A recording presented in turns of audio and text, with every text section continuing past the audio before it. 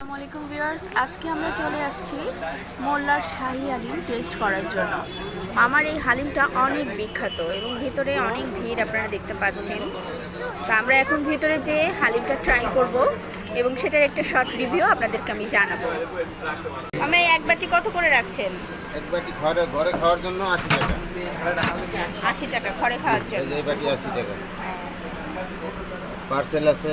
Parcel কত করে রাখেন? Parcel KG 320। কেজি 320। এই যে এটা 160। এই বাটিটা 160। এটা হাফ কেজি।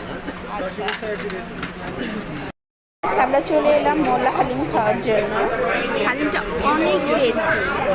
আমরা সবসময় এখানে আসি, আপনারা এসেও কিন্তু ট্রাই করতে পারেন।